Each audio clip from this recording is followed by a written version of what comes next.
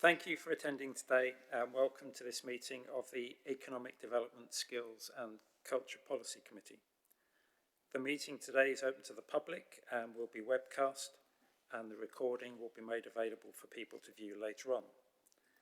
It's also possible that Sheffield Live TV will record and rebroadcast the meeting. We have received no questions from members of the public. Can I request that mobile telephones and other such equipment are switched to silent mode so as not to disturb the conduct of the meeting? There's no fire test planned for today. If there is an emergency evacuation, please take instruction from the Town Hall staff, and as usual, the assembly point is Tudor Square. My name is Martin Smith. I'm Chair of the Economic Development, Skills, Culture Policy Committee. I'll ask members of the committee to introduce themselves. Thanks. Minesh Parrott, Deputy Chair of the committee. Laura Moynihan, Councillor for Manor Castle. Good afternoon. Abdul, Councillor for Firth Park. Henry Notted, Councillor for Hillsborough Ward and Green Party spokesman for the committee. Hello, my name's Diane Hurst. I'm an elected member for Richmond Ward. Hello, Barbara Masters, Councillor for Ecclesall Ward. Curtis Crossland, Councillor for Bayton Ward. And officers supporting the committee today are Amanda Clayton from Democratic Services. Good afternoon, Committee. Robert Parkin, Assistant Director, Legal Services. We also have today Councillor Brian Holmeshaw from the Green Party, who's temporarily out of the room, but will be back with us shortly. Other officers, introduce yourselves when we get to the relevant point, if that's okay. Thank you. Apologies for absence. We've received apologies from Councillor Terry Fox, and Diane Hurst is standing in as his substitute. The meeting today is open to the public, as I mentioned earlier, and there are no items that require exclusion of the press or public. I do apologise, Councillor Crossland. Thank you, Chair. Just to say that I'm going to have to leave at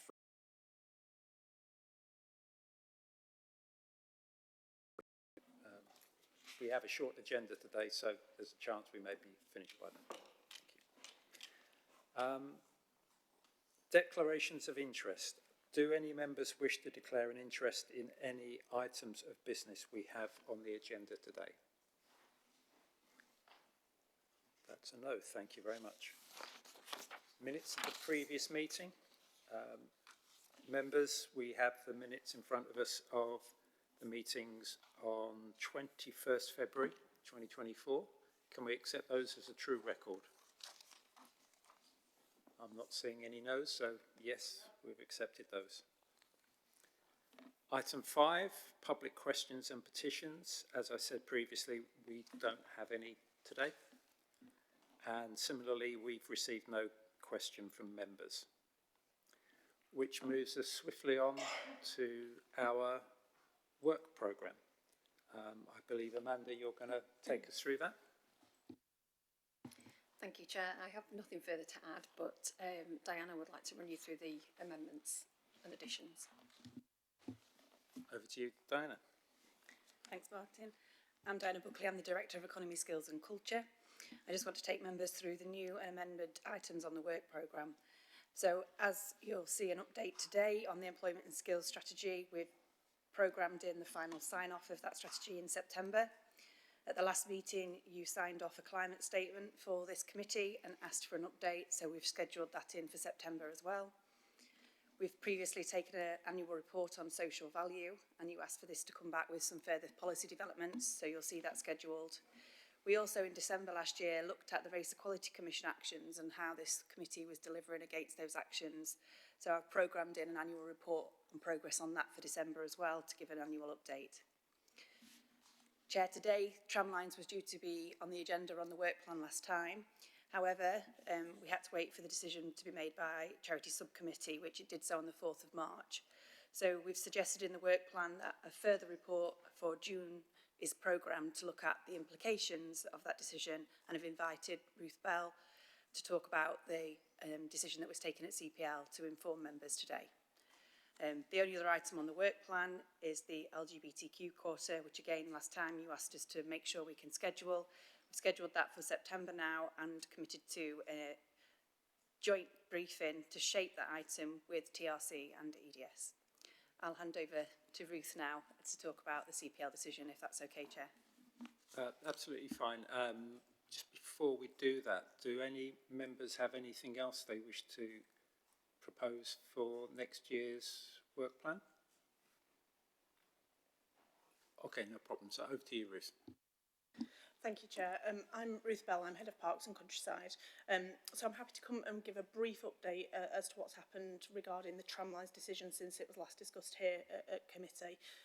As you know, the event takes place in Hillsborough Park, which is one of our charitable parks.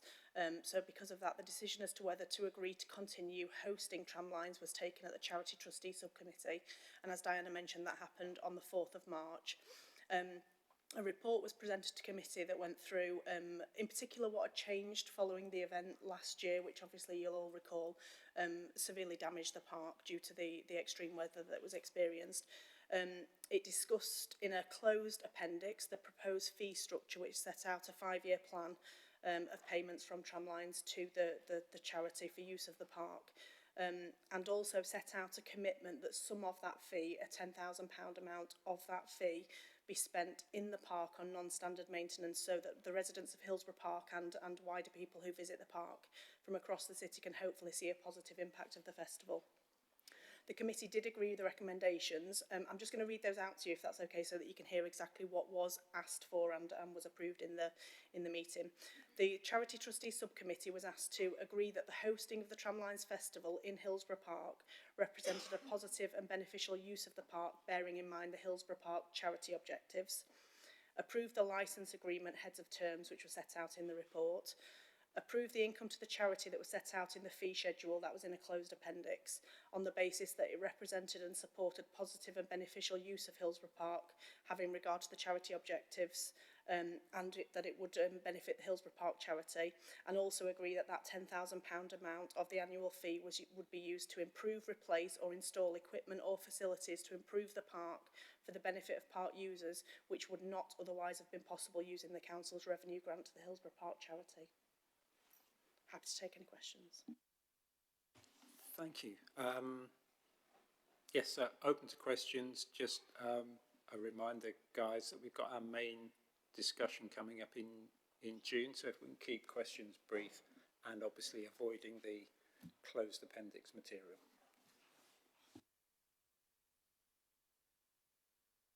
I just want to say thank you for all of your work that you've done in the renegotiated settlement. It's going to be impossible to find an agreement that fully satisfies every single resident in the city, but I believe it's a much better deal for Sheffield than we had, and I'm really pleased that we're going to be getting some ring-fenced stuff for the park going forward so we can see a real positive benefit. And in terms of the park, I've got my fingers crossed that the grass is going to be in really good condition, because there are still a few concerns from dog walkers about it being a bit light at the minute. So hopefully a good spring will set us right.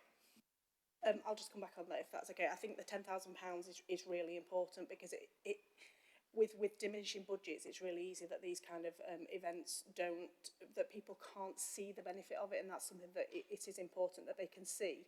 Tramlines happened in this park, and as a result of that, we were inconvenienced because parts of the park were closed, but we can see that this has changed in our park as a result of that.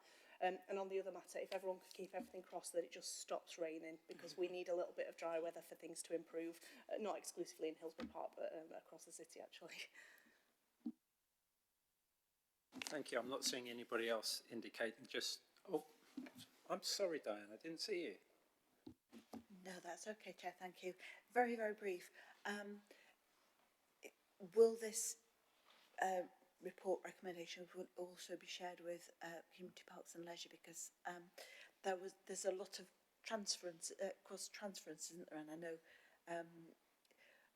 when people were talking about the effects of tramlines, they were talking about the effects on the park. So So I have already been to CPL and given them this update, this very brief. This is what was agreed at the Charity Trustee Subcommittee, and also what we've committed to do with CPL is bring a report back in June. It won't be the same report that comes here because obviously the nature of the committees are different, but that will look at what some of the wider policy implications for parks might be as a result of this negotiation with tramlines. Thank you, Chair. Shouldn't have expected any less. Thank you. You're a properly constituted group on the council, so of course you can get access to those documents in my view. So if there are no other questions, Ruth, thank you for coming along, and we look forward to the report in June. Thank you.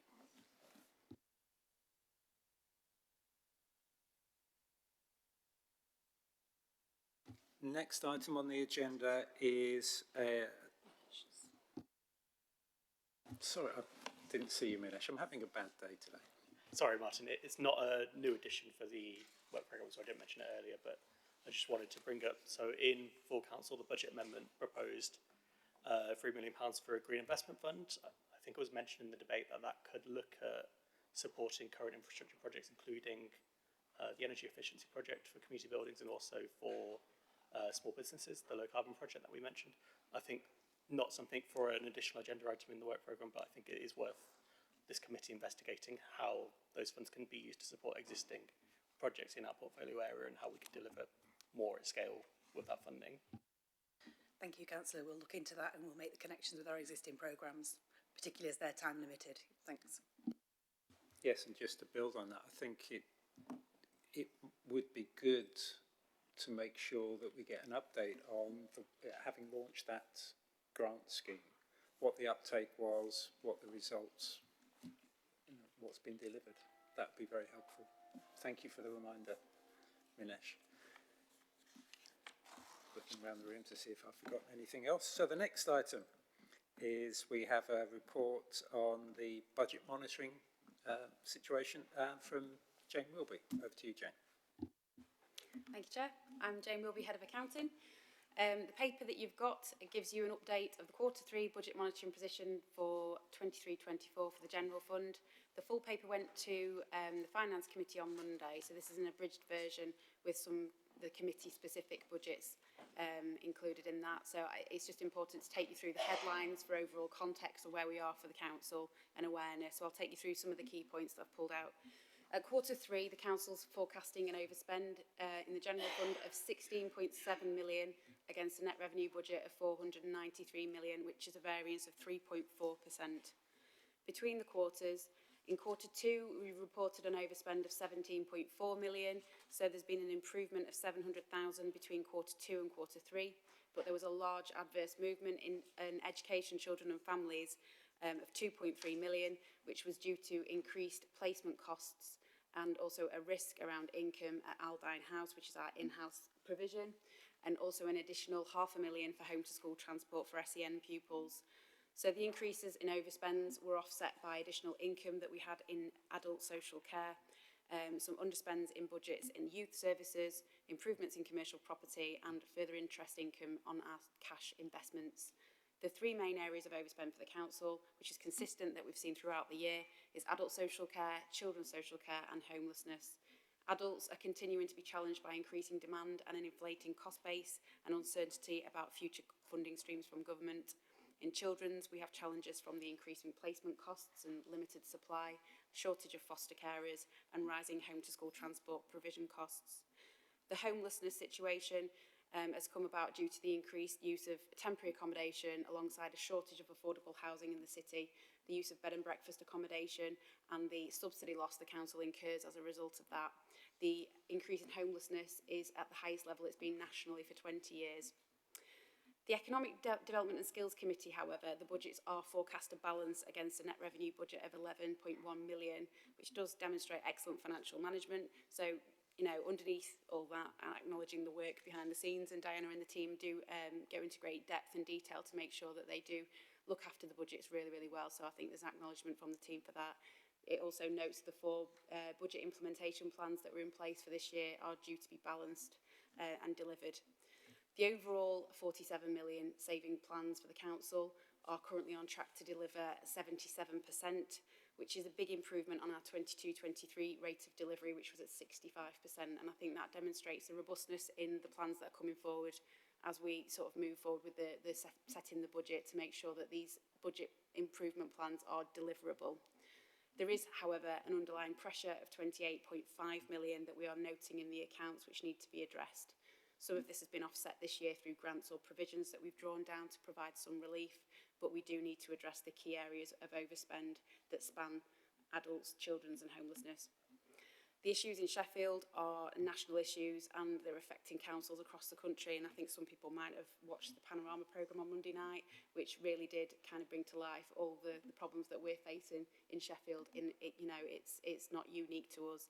And unfortunately, the last budget didn't offer any solutions from central government in terms of additional funding for the pressures that we do face, which means that we are left to tackle these at local level. Which leads us on to the reserves position. We've talked about a 70 million reserve that we set aside to manage budget contingency. By the end of the year, that will be at 13 million, given the level of overspends over the past 2 financial years and this year. We did identify a further 12.5 million from our collection fund surplus from the previous year that we've actually agreed to transfer into that budget contingency reserve to top it up to a 25 million level by the end of the year, which provides us some coverage. And that was approved at full council on the 6th of March. Our medium-term position highlights a 61 million gap over the next 4 years, and we have balanced the budget for next year, which is excellent news. However, we can't relax just yet. We need to consolidate the delivery of those savings plans from the previous 2 years, which has been very, very challenging, and think about delivery of the next year's savings plans as well. Overall, the committee is asked to note the council's financial position and the committee's financial position at Q3, and the final outturn position will be presented to committees in June. So happy to invite any questions on this committee's budgets or the council's financial position in general. Thank you, Jane, and I echo your comments on how well officers in this part of the council have managed their budgets this year. It's much appreciated. Colleagues, any questions? Comments? Councillor Crossland. Thank you, Chair. I think I'm right in saying that the Education, Children and Families Committee is the most overspent at the moment. This committee covers adult education. I'm just wondering if there's anything that we can learn from their committee that might come and impact us like further down the line, as there's some sort of, there is a bit of crossover there.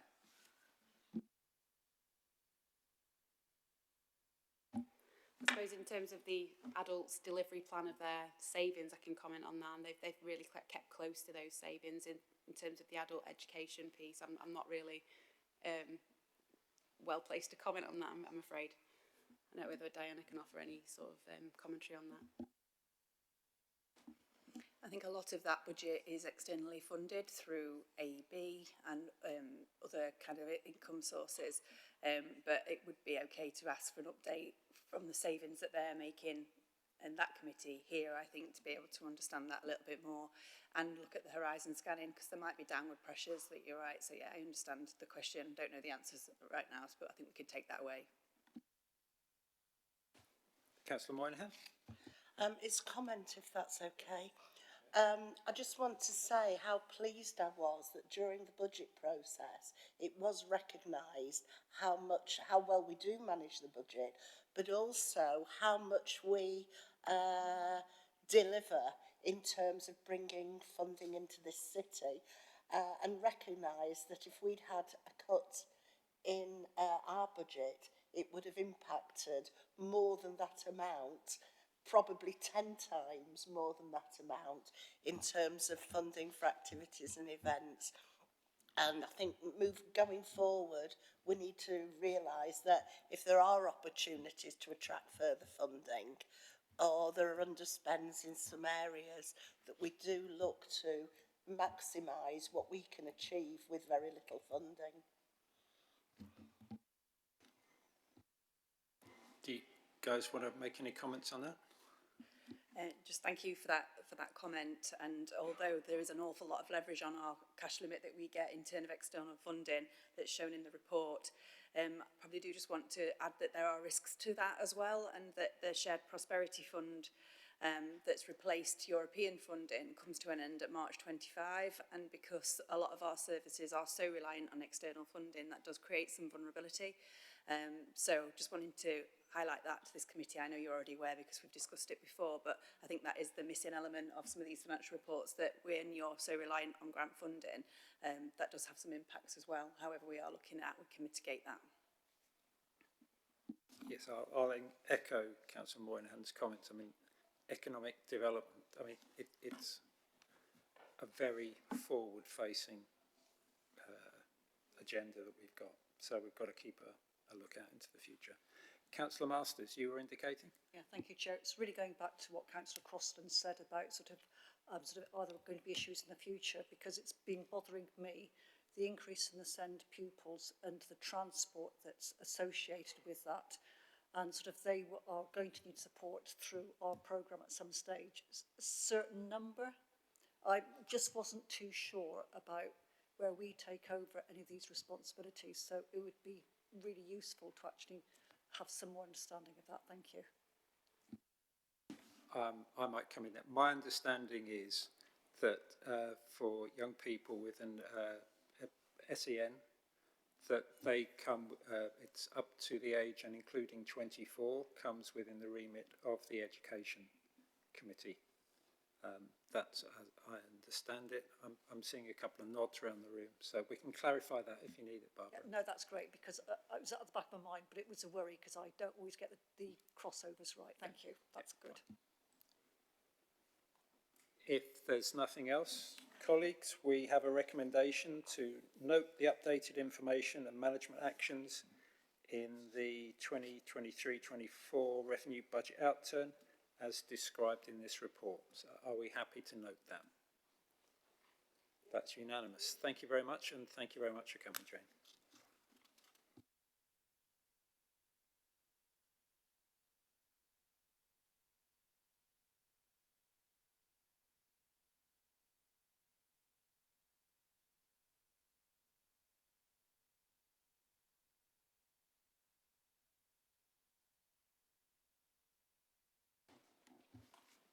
So, colleagues, we move on to item 9, which is an update on the Economic Recovery Fund Round 2, with Sarah and Diana presenting. And just to spot, we do have a formal decision to make within this, I understand. Okay. Over to you guys. Thanks very much, Chair, and hello committee. Thanks very much for giving me your consideration this afternoon. I was intending just to give a short summary and highlight some of the issues in the paper, and obviously then I'd be very happy to answer your questions. The purpose of bringing the paper to you today is threefold. So there's an update on where the ERF2 programme is currently, and giving you a sense of what's been delivered and what's to come. There's also, as the Chair said, a request for approval to replace a withdrawn project with an alternative. And the third kind of purpose really is just to flag to you really that there's going to be an independent evaluation of the fund through which we'll be considering the future and if and what should come after. So in terms of an update on the programme, bar the project requiring your approval today, the contracting phase of the Economic Recovery Fund has now been completed, and the programme is kind of formally in its delivery phase, which started kind of at the back end of December and will continue through this year, mostly finishing by December 2024, although for some projects that will continue to March 2025 as well, where they entered contract later. We wanted to give them that time back. So you've got a summary of the projects in your pack in part of the appendix, but just kind of generally in terms of what's been delivered so far, we've been working really hard with those 23 projects to build and maintain really good relationships with them and their teams. We meet with them frequently to discuss progress, talk to them about their issues, ask how we can support. We also have a new monitoring claims process that's up and running thanks to the accountable body team. That seems to be working really well. It's had some really good feedback. It seems to be much easier in this second round with that kind of formal process than it was in the first. And we're also making really rapid progress on putting our street furniture orders in with the help of our highways engineer, who's been fabulous. And you may have seen in some of your areas some of those items being installed, and they will be over the coming weeks as well. which is a really positive start. We've had a number of events that have already been delivered, a number of those being across the Christmas period, but we've got another 5 coming up over Easter, with others being planned for May, June and beyond as well. There are obviously other items that will be delivered, and teams are very much in the kind of planning and development and commissioning stage for those, things like street art and branding and promotions work, things like that. So quite a lot happening. But as well as the work teams are doing out there in their communities and on their high streets, we're doing our best to support them as well. And although a lot of the learning from ERF1 has already been embedded into the programme, there's a couple of new aspects I'd draw to your attention as well that have been kind of made live in the last period since we last met, or I last was here. So the first is giving our teams an opportunity to meet and network with each other, which actually we only did at the end of the funding round last time, and it's been, I think, really valued by them. We had brilliant attendance at our what we called their welcome event in January, and that's all about ensuring those teams can support and connect with each other and help solve each other's problems, learn from their experience as we move through the delivery period. So that's something we'll certainly look to be repeating throughout the delivery period, at least a couple of times, I think. And we've also created what we've called a resource library, which essentially are resources to help them in their thinking and to make sure they're thinking, they're really thinking through what they're delivering, and we're making sure that we're giving them every set of information that we can to help them do that, really. So there's lots of sections on the guidance and claims forms, there's communications and promotions information, a section on street art, a whole range of information that we're hoping will help them in their delivery and, you know, reduce the duplication they'll all be doing on similar pieces of work and improve hopefully the quality as well of what the outputs are. We'll be looking to build on that throughout the delivery period and certainly taking the team's feedback on what is actually helpful to them. But overall, it feels like good progress is being made, although we're still kind of early on in the delivery phase. I look forward to giving you further updates on what's been delivered in the coming months. So I suppose I'd say in terms of the current programme, there's just one loose end really, and that's the subject of the decision today. So previously there was a project approved for Healy and Newfield Greens in the Gleethas Valley area, and the lead organisation took the decision to withdraw that. So the task for us set by the Economic Recovery Fund Steering Group was to try and find an alternate lead organisation to take that forward. And despite our very best efforts in partnership with the Gleethas Valley Regeneration team, we were unable to do so. However, in working with that team, they realised there was an opportunity there and they could step into that gap themselves. And so in the end, that team put forward a proposal for a slightly different project in a slightly different geographic area that was considered by the Recovery Fund Steering Group on the 7th of March. So very similar things kind of considered as part of that proposal, lots of physical improvements, activities for local people to come down, re-explore their local retail areas, fairly, if you like, standard Economic Recovery Fund activities. But in scoring, that was recommended by the steering group to be approved to be part of the programme in place of the previously approved project. So that is the subject of the decision today, if you're willing to do so. On the third part of the paper, we're about 1.22 for anyone who's lost, is the future of the ERF and how we'll go about evaluating that question and the current programme of funding. So I'm not going to say loads on this, other than obviously what happens after this is, well, it will be a member decision. So the aim really is to make sure that your views are, I suppose, central from the outset and are shaping this process. Look to include your views and involve you in whichever way you kind of prefer, but ultimately we'll be appointing an independent agency to undertake this piece of work for us, which I'm envisaging they'll tackle in 2 parts. So the first will be an evaluation of the programme, kind of standard, what's it delivered, has it made a difference, what's made the difference, and then hopefully a kind of more expansive part of that piece of work as well, looking at kind of more fundamental questions about what kind of, what really should follow this round of funding, if anything. There's some suggested kind of questions inside the report, but really it's just to take the opportunity to make you aware that this was the intention and to invite your comments and ask how you would like to be involved in that process.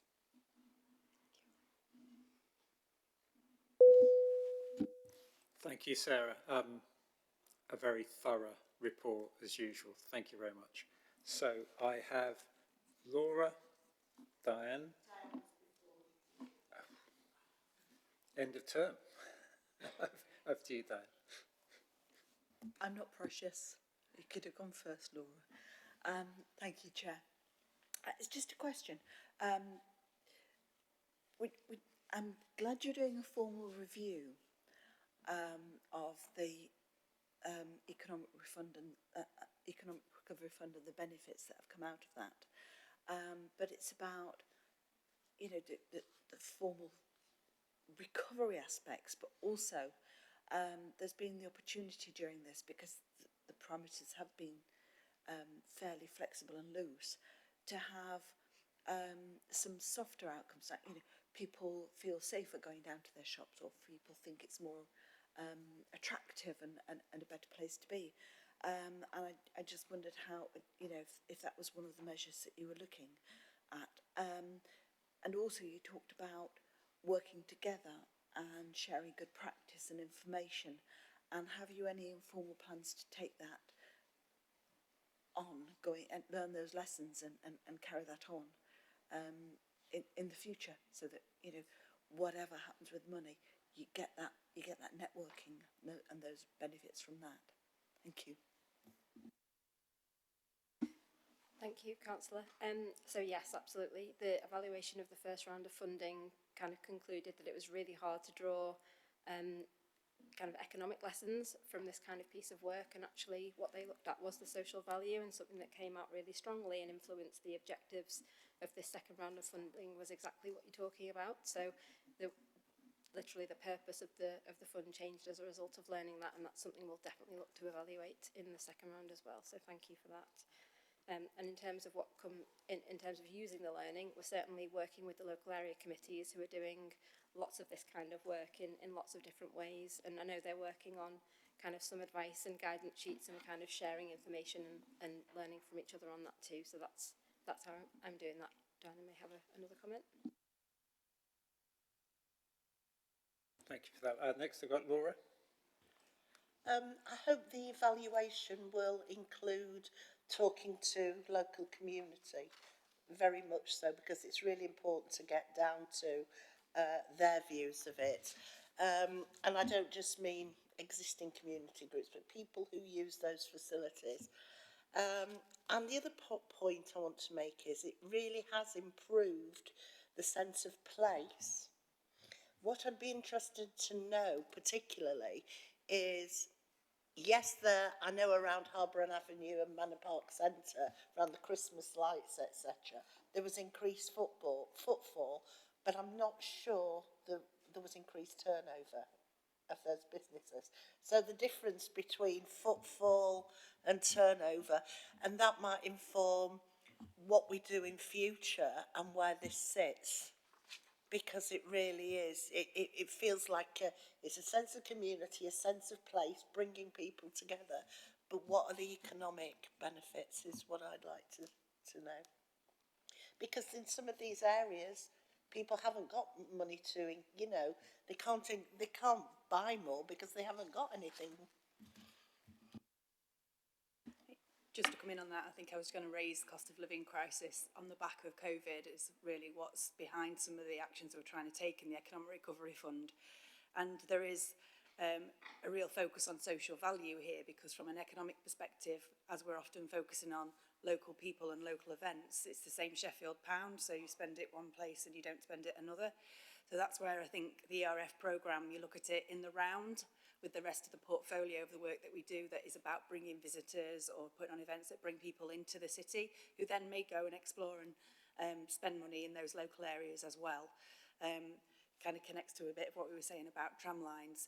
So I think from an economic perspective, this won't be as powerful as some of those other events, because you're not bringing new money into the city. However, from a social perspective, from a community and a place-making perspective, it's actually really important. And it's really important to make sure that those bigger economic hits actually are then being felt for communities as well, and by improving the localities and promoting what's in there, you might get visitors exploring the rest of the city as well. But there is a tension there, Laura, that's absolutely right. And we do look at that, but we are focusing on the social outcomes. Thanks, Councillor. Yeah, I'd like to echo that. I remember in ERF1 I visited a fantastic project in Manor Park, and it was just basically giving people a lift and giving small traders some additional income. But the main thing was it was giving people hope, which was a real benefit. So I've got more people indicating. I'm going to try and share them out. So I'm going to go Henry and then Barbara.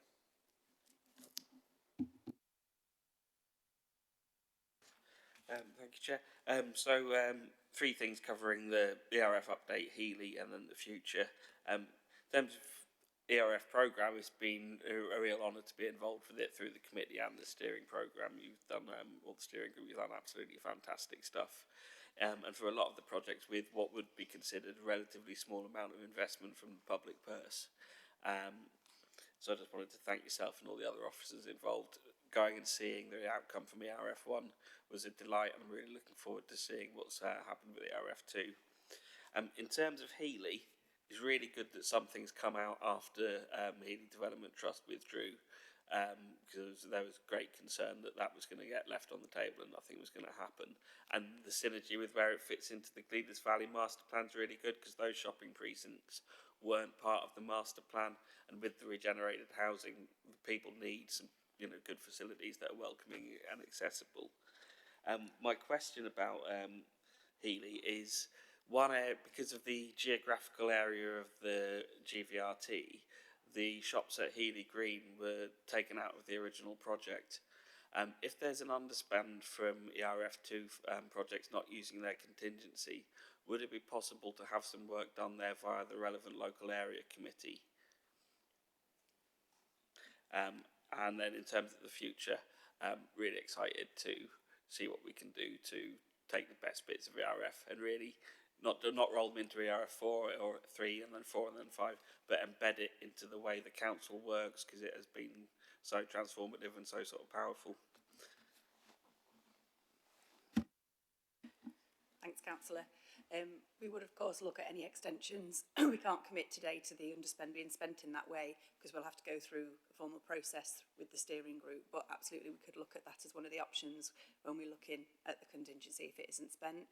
As you know, we also are working with the local area committees on a number of other areas who weren't successful or didn't put forward, and how to support them. We're supporting a development worker with the LACs to try and actually take some of those projects forward, so we don't have to wait. We could connect that person in right now and start that work that could be about actually capacity and resource, not just ERF funding. So happy to look at outside the meeting, and thank you for your comments. I would echo the work that Sarah's been doing has been fantastic, and myself, when I've seen what's happened in localities, it's really powerful. Thank you. So sharing the questions out, I'm going to go Barbara, Minesh, Curtis, Brian. Sorry, it was just a quick comment, because I've not named the Healy Development Trust in the paper, because I didn't at that point have their permission to do so, which we do have. And I just wanted to emphasise really that it was through no fault of their own that they withdrew, which I think is kind of important to say, and it was one of those fitting a square peg into a round hole situations. So no comments on that. Sorry, I wasn't trying to name and shame anyone. No, so not at all. yeah. I just wanted to make sure that was kind of clear. Now it's Barbara. Thank you, Chair. And first of all, a huge thank you to Sarah and her team, because I know how difficult it's been to get one funding stream, one project off the ground when it faltered very, very badly. So great, and I think we're on track for that now. And bearing that in mind, it was just sort of, if you like, reassurances about sort of the Gleaders Valley regeneration team. I mean, Henry, you've partly answered it, because I was quite, it is run down, it does need investment, those two shopping areas, no issues with that at all. But it was just how that fits into the wider regeneration plans, because those have been so delayed. And I just was a bit concerned that there was going to be a fresh retail or business development close by, which would actually have an impact on all the good work you're trying to do here now. So it's really how it fits in with the wider picture, but I think you partly answered that. Thank you.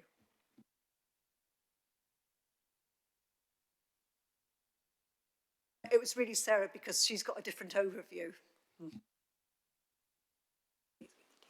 Yeah, well, I think so. We're working with the right team essentially, who are managing that whole programme, and they've been very clear through their proposal and in their discussions with us and their own members that they have the capacity. And it actually, like Councillor Nottage was saying, dovetails really nicely because they don't have general fund as part of their funding stream to spend in the retail areas. This would not otherwise happen. So it's kind of giving the retail areas a lift at the same time as hopefully in the longer term providing that better kind of providing the spend on housing. No, that is reassuring. That's what I was hoping you'd say. Thank you. Minesh. Thanks, Chair, and I think to echo some of the comments, so I've been working closely with the Crooks Group, and I know they felt really supported throughout, and I think both my experience on the steering committee and also just working with a local group has shown how well managed this whole scheme has been. So yeah, my thanks, Sarah, for you and your team for this.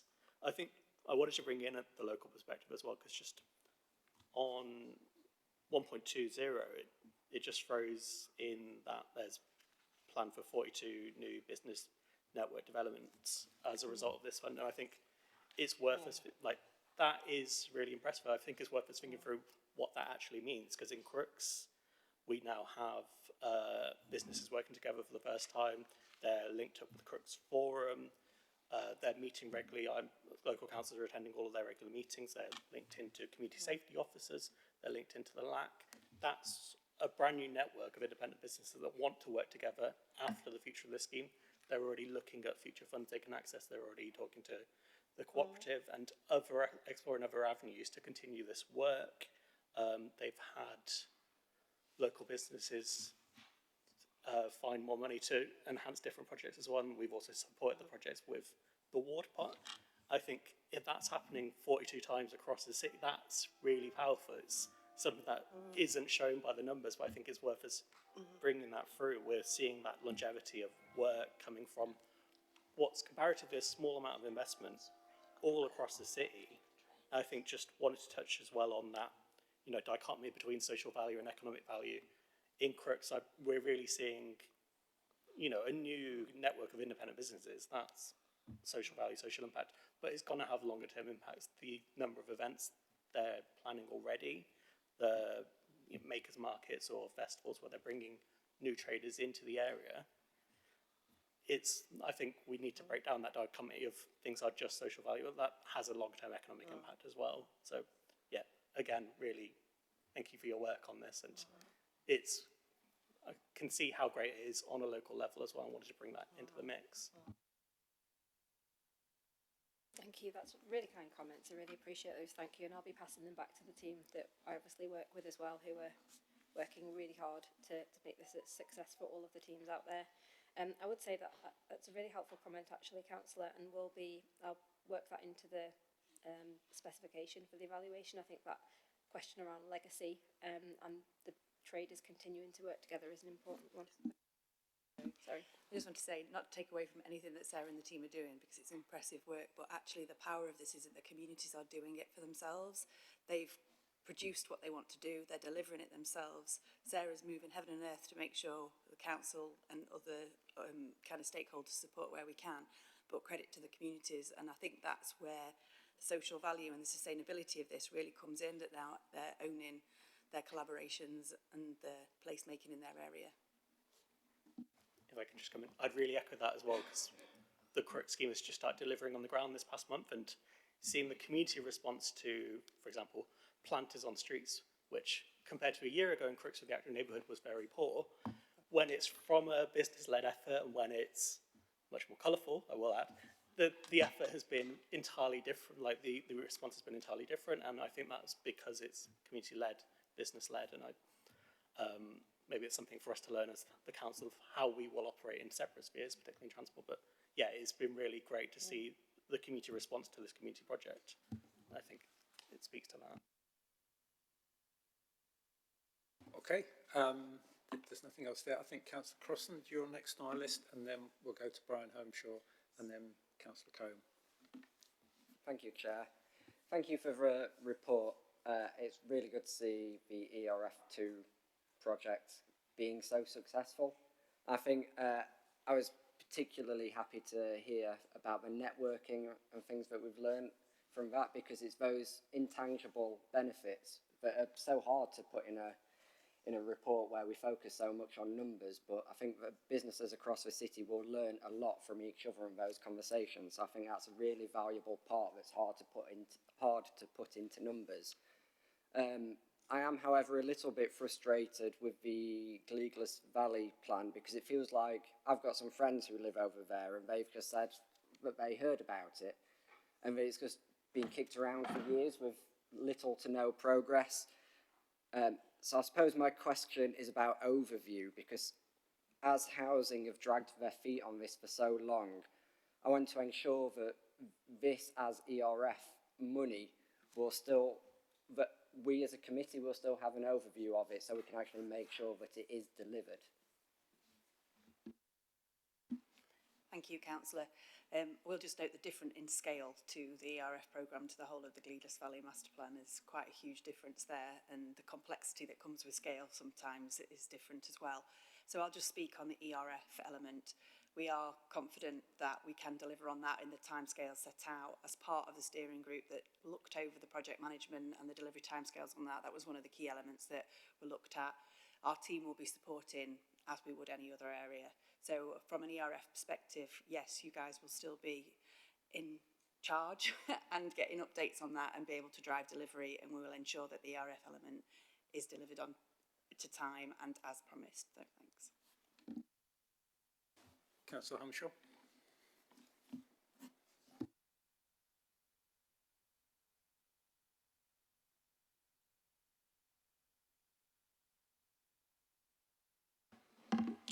Thank you, Chair.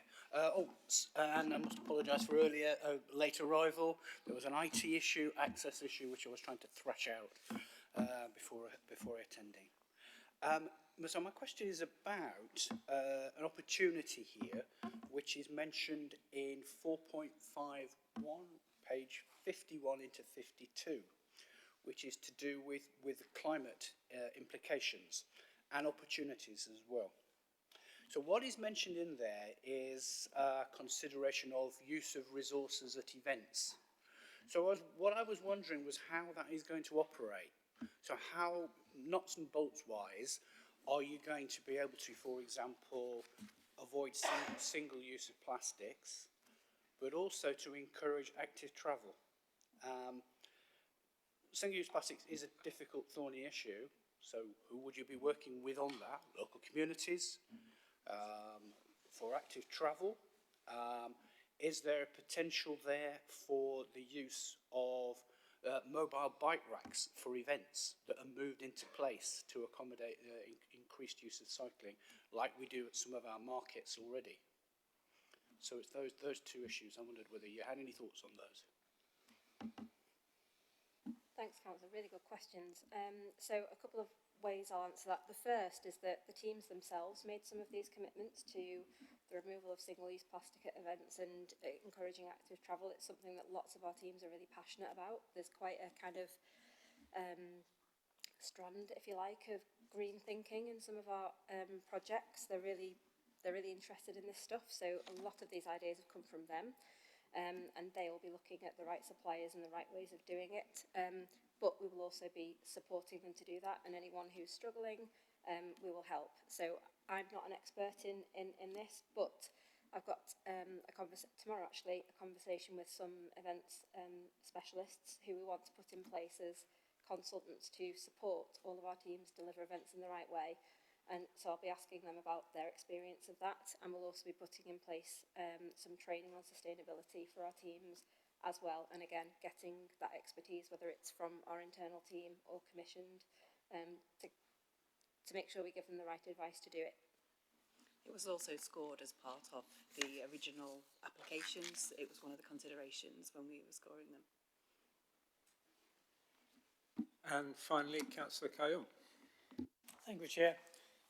Thanks for that, Sarah. Not a great deal more to add, other than to say that thank you again for all the work that you've done on this, and thank you for the comprehensive report as well.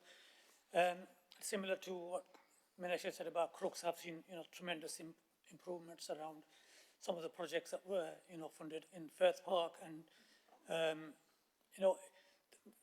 we cannot underestimate the social value that Diana referred to earlier on of these projects.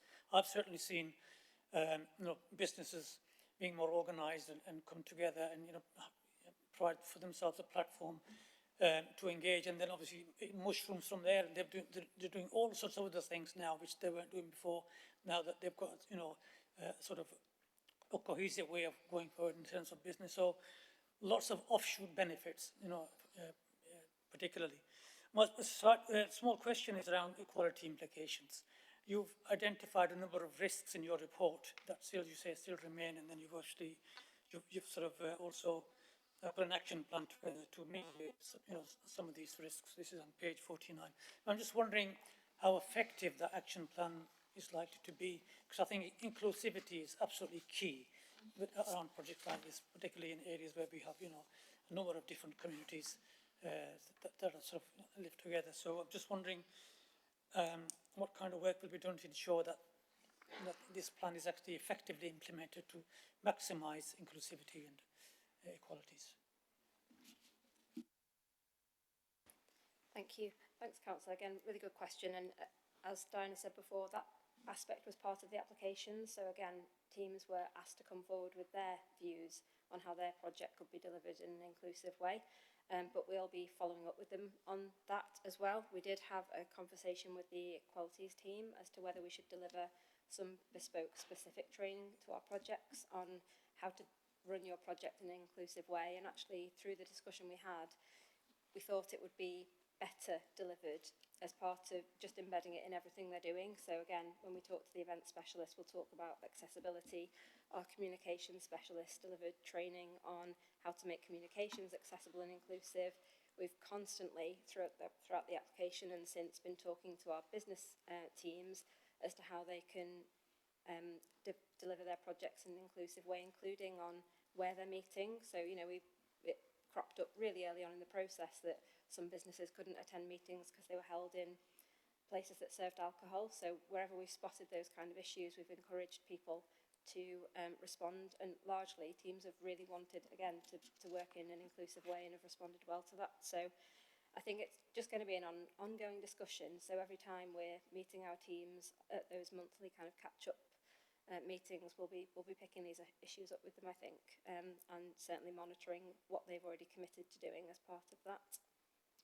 Just to add to that, that at the start of this programme, there was a very thorough equality impact assessment done, and it was on the back of that that this action plan was brought up. And although we're reporting on these actions, there are actually many more actions that are being taken, and actually some of it is about ways of working.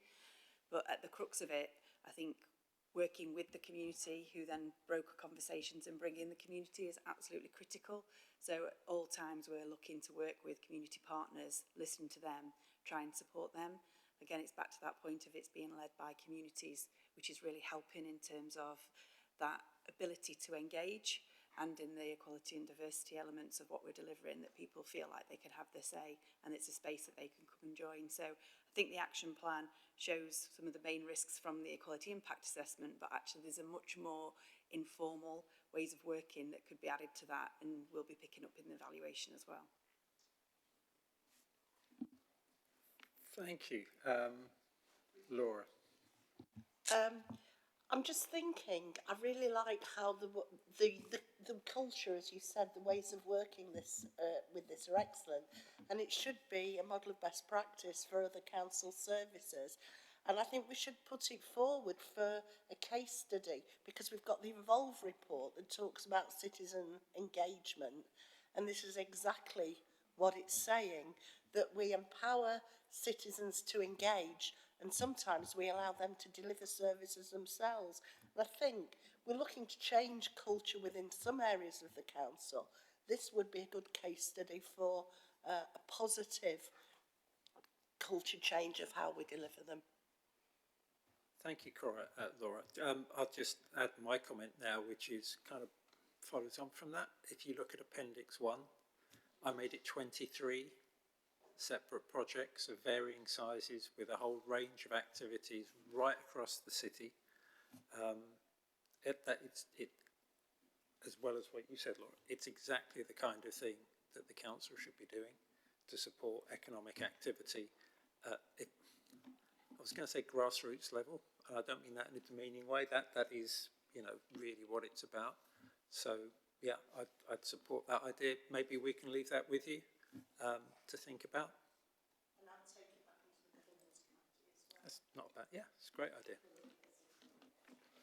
Okay, so if there's nothing else, colleagues, we do have a number of recommendations, which I have to read out. So we are asked to note the progress in delivering the second round of funding, to note the intention to appoint an independent agency to conduct an evaluation of ERF2 and consider the future of ERF, and to approve the proposed project for Newfield Green and Gaunt shopping precinct in the ERF2 programme, in place of the previous proposal for Healy Green and Newfield Green. So, colleagues, are we all agreed on that? I'm not seeing any dissent, so that is agreed, and thank you very much for coming, Laura. Sarah.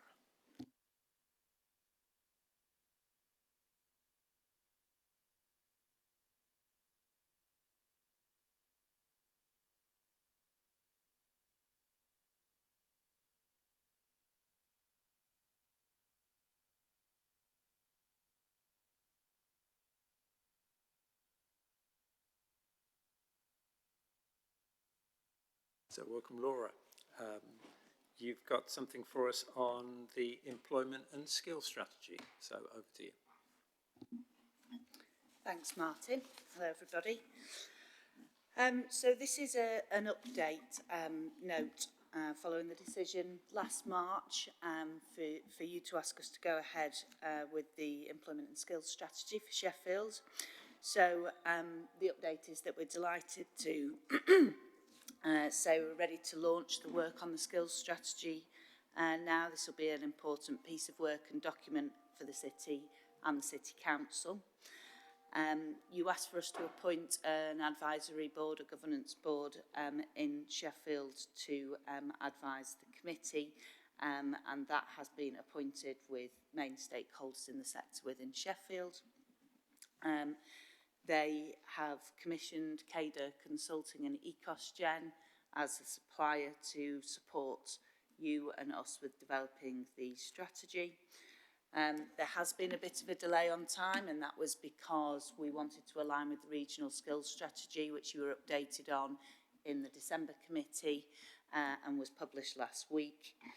And the other thing that you asked for was that a task and finish group of members of this committee was appointed to oversee that piece of work, and so I'm now coming to ask you if you can please appoint it so that we can crack on.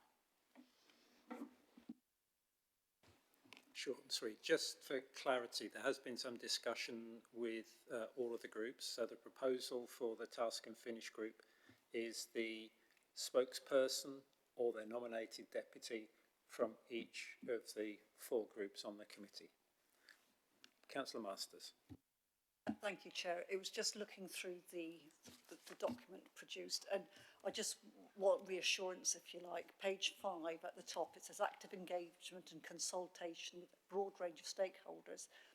It doesn't actually specify students or the young. You know, it says residents, but there's NEETs, and they're also sort of the people who are sort of just plod along through life, always keep their heads down, would love a chance to sort of upskill or change, and they're never asked because they never cause a problem.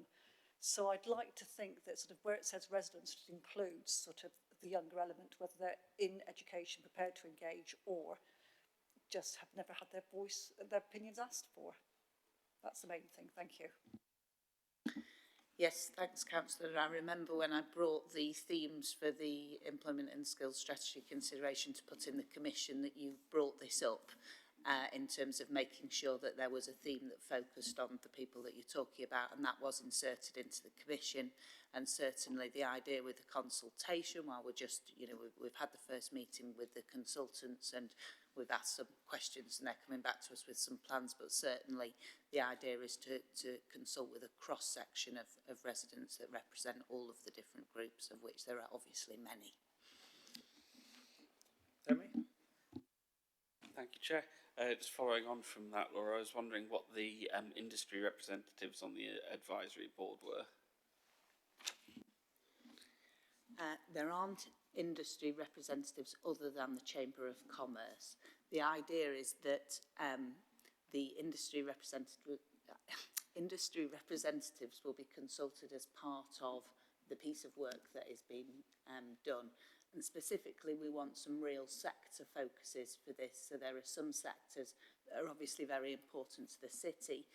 There are other sectors that do employ a lot of people that sometimes get overlooked when you're talking about growth. Things like construction, early years, care are all really important sectors within Sheffield. And so we've asked for the consultants to concentrate on specific groups.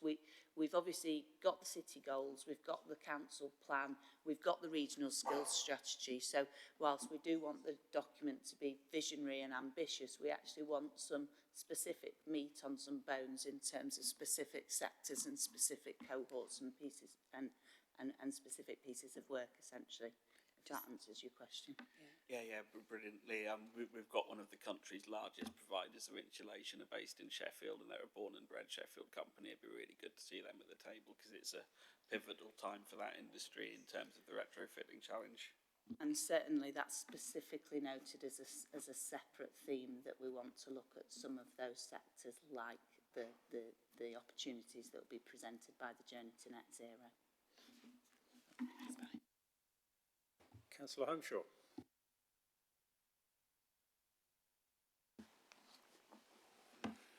Thank you, Laura. A question is about engagement, and I just wanted to tease out a little on how the engagement is going to take place. So within one bullet point we've got on page 5, I think of the two elements of it, but I'm not sure. So the second bullet point down on page 5 in my document. Sorry? What paragraph number is it, just so we can make sure? We've got 1.2.4, but it's on the next page on my document anyway. So we've got, it says workshop interaction, yeah, have we got that? With SESAB board, partners and EDSC. And then I think the second part of the engagement is with citywide document.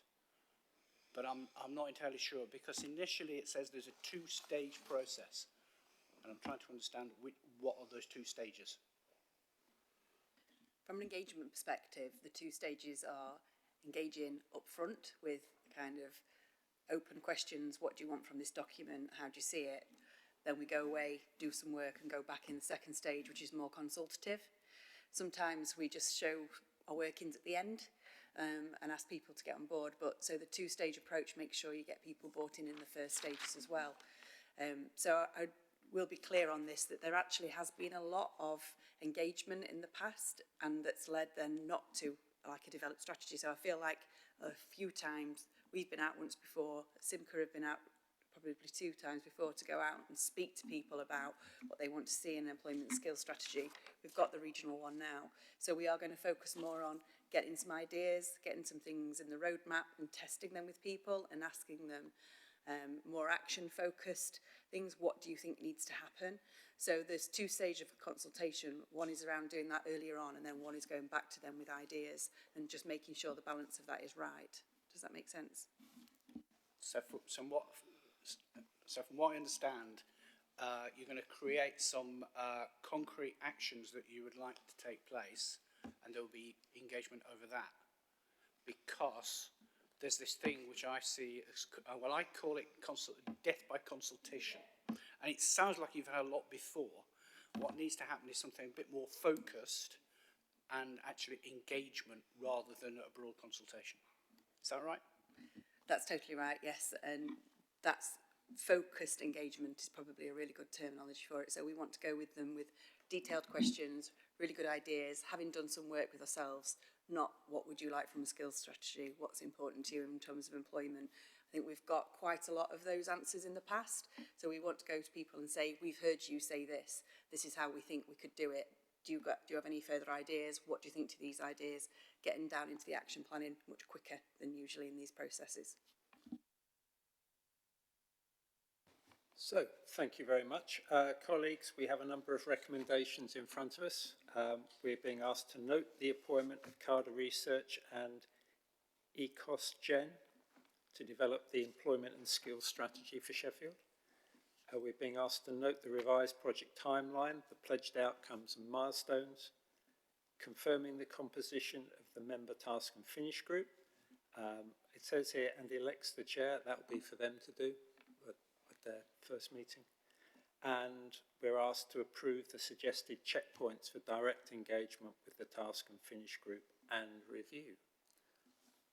Are we all agreed on those? Does anybody disagree? I'll take that as unanimous. Thank you very much. Thank you. That, colleague, is the end of the meeting. As it's the last meeting before the local elections, I'd like to thank everybody and officers for the work that has gone on this year. It feels like we've achieved a lot, and I think we've set it up very nicely for whoever is on the committee next year. So thank you very much, and I'll see you after the elections.